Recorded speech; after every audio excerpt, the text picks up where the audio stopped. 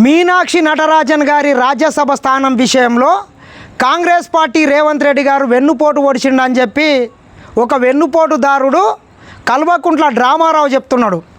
డ్రామారావు నీవు వెన్నుపోటు గురించి మాట్లాడితే దయ్యాలు వేదాలు వల్లించినట్లుంటాయా? వెన్నుపోటు అంటేనే మీ కుటుంబానికి వెన్నతో పెట్టినటువంటి విద్య పుట్టుకతో నచ్చింది. ఆలే నరేందర్ గారిని వెన్నుపోటు ఓడిచిండ్రు, విజయశాంతి గారిని వెన్నుపోటు ఓడిచిండ్రు, ఈటెల రాజేందర్ గారిని వెన్నుపోటు ఓడిచిండ్రు.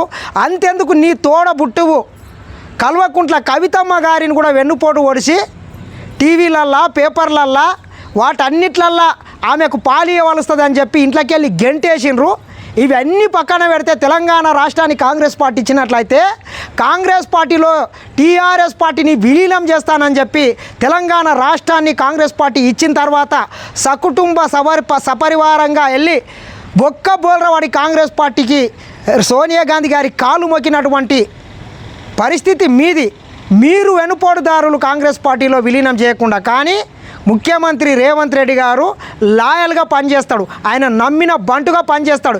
ఈరోజు రేవంత్ రెడ్డి గారు సోనియా గాంధీ గారికి కావచ్చు, రాహుల్ గాంధీ గారికి కావచ్చు, ప్రియాంక గాంధీ గారికి కావచ్చు, కాంగ్రెస్ అధిష్టానానికి ఆయన హనుమంతునిగా పనిచేస్తాడు. కాబట్టి వెన్నుపోటు గురించి మీరు మాట్లాడే నైతిక హక్కు డ్రామారావు మీ కుటుంబానికి లేదని మరొకసారి హెచ్చరిస్తున్నా.